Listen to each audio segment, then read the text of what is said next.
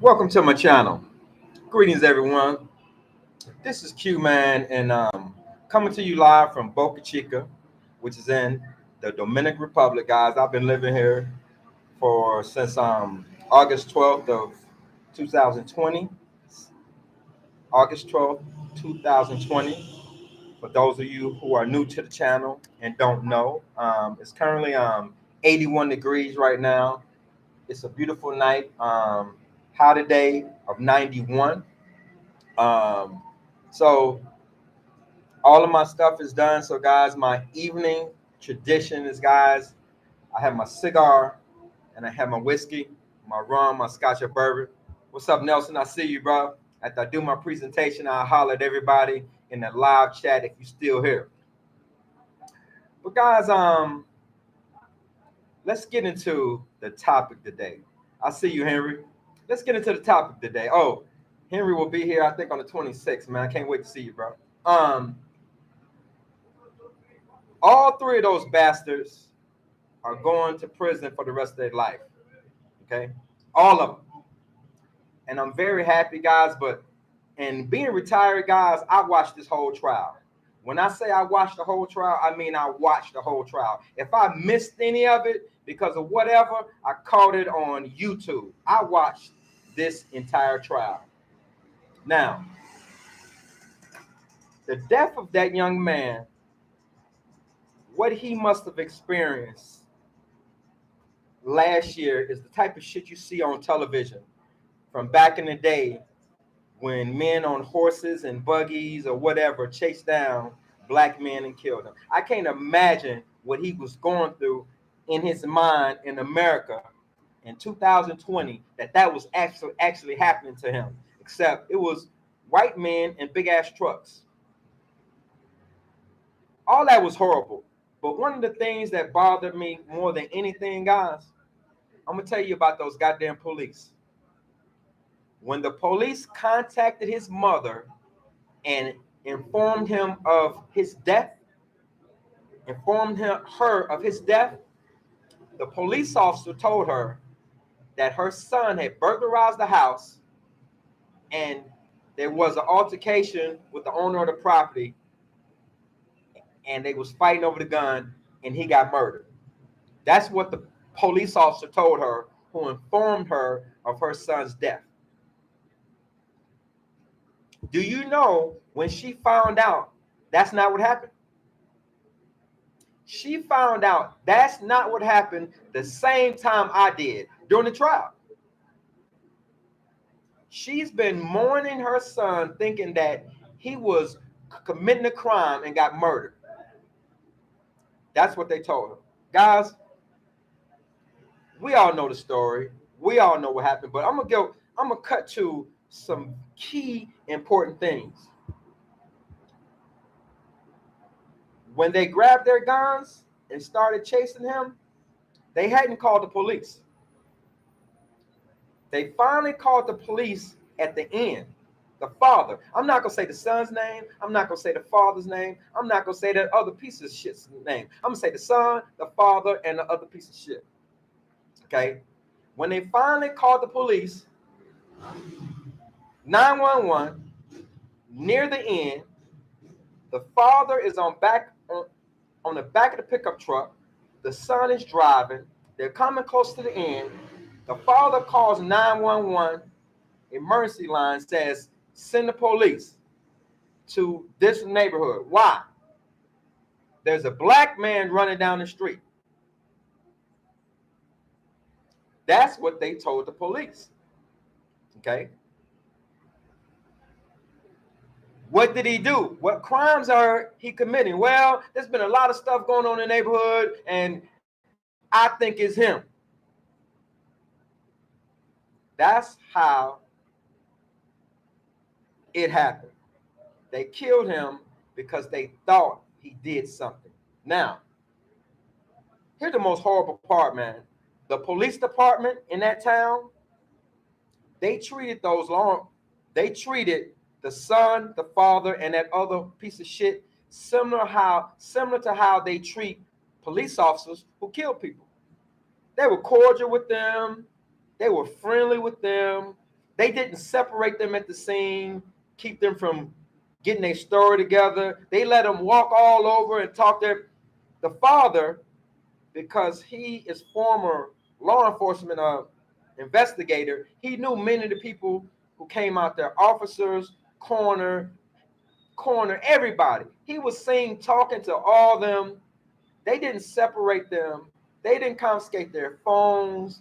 They didn't confiscate their vehicles that were used to chase him and run him off the road. They just let these guys do whatever they want at the crime scene. They murdered that guy. And on the crime scene, the father told them, look, he told the police officers, go canvass the neighborhood, talk to people. He did something. Find out what he did. He had just murdered a guy who did nothing, and he's telling the police officers to go canvass the neighborhood, talk to all the neighbors. He did something. And that's what they did. They found nothing. When they questioned they asked each one of these guys to come down to the police station and make a statement. Guys, these officers, these investigators that took their statements were not searching for anything. They were not trying to find anything. But one thing that they did not find any evidence that Mr. Abery had committed a crime. Even when they talked to the owner of the home who had cameras, he said, this gentleman had been in my house several times. Other people has been in his house one time. He has returned more than once. He comes in, looks around. He never took anything. He never destroyed anything. He never bothered anything. At no point did these local police officers and that department decide to charge these guys. So guess what? GBI gets involved, the Georgia Bureau of Investigations. They don't know any of these guys. They're not friends with any guys. They came in asking different questions, harder questions, and guess what? Their investigation revealed that Mr. Abery had did nothing wrong, that they chased him, they harassed him, he tried to get away from him, and they killed him. That prompted the FBI to get involved and file hate crime charges. So that trial is coming, I think, in January. No one at any point went to his mother and said, ma'am, you were given false information. Your son was not committing a burglary, okay? He was just trying to get away from these guys, and they murdered him. No one ever went to her and gave her that piece of information, okay? As I stated, she found out when I found out, when everybody else found out. She found out that her son was not a criminal when I found out. So now, guys, the third guy who I call a piece of shit, it's his video that really cracked the case. His video is the longest and the biggest piece of information. It shows what happens at the end. And because he provided that video, see, with the local police, he was treated as a witness because he provided that video.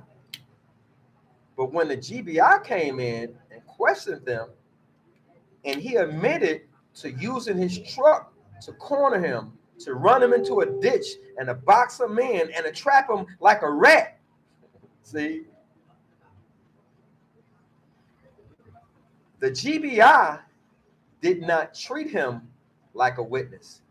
They just asked him to come in and make a statement, which they asked all of those guys to do. And when they made their statements, it was different from the local police guys. Their stories changed. Their stories changed from their initial statements with the local police to the statements that they gave to the GBI. And guess what? On the stands, their statements changed once again to make it seem like they rolled up on him and was saying, please stop. We want, guys, on the stand, they literally tried to make us believe that they said when we rolled up on him, we were calm, cool, and collected and simply asked him, hey, what are you doing here? Stop. Talk to us. We just want to find out who you are. But the father is on a recording saying, hey, stop before I blow your motherfucking head off. They were trying to say that we just want to talk to him and we were trying to de-escalate and calm everything down. Mr. Abery never said one word to them. There was nothing to calm down. They were the aggressors. They were cussing. They were after him. Guys, it was horrible. That whole department and everybody in there who touched that case ought to be prosecuted. The initial prosecutor on the case was indicted. I can't think of her name. It was a white lady. Okay. One of the things that really got me about this trial, guys, there were 11 white jurors and 1 black. So a jury of your peers, what does that mean to you? Look it up. It can mean different things for different people. But some people think the defendants should have people who look like them. Hey, check it out yourself. But guys, I was very worried when I found out that in that little racist town that there was 11 jurors that were white and 1 black, and all the defendants were white. That worried the shit out of me, but they did their business. They handled their business, guys. They did a great job. The son was convicted. He was found guilty on all 9 charges. The father was found guilty of 8 of those charges, except malice murder.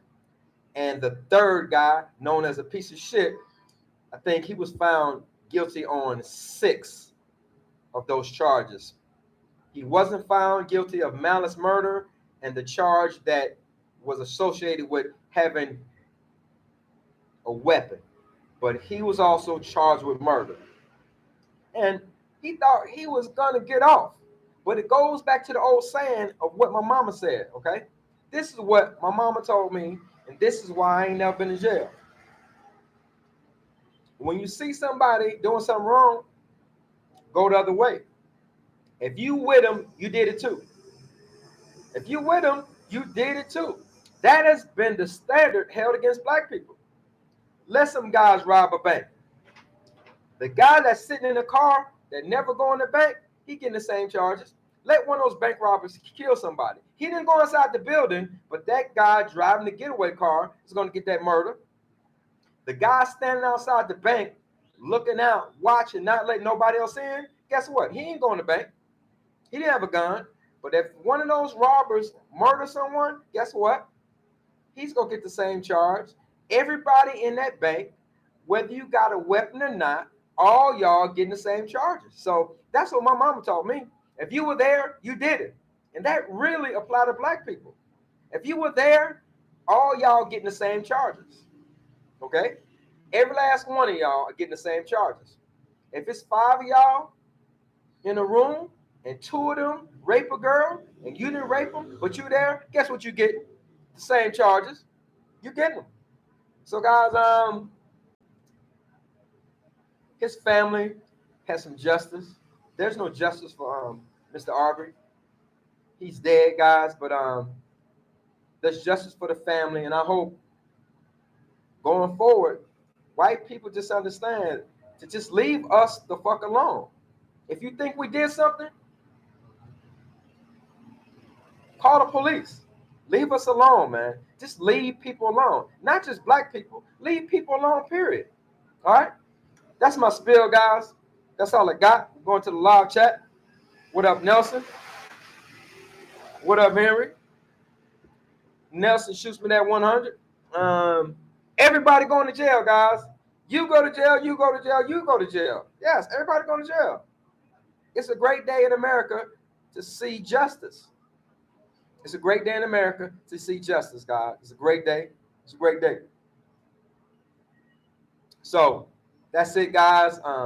We've been on for a bit over 15 minutes. I don't believe in keeping people longer than they need to be.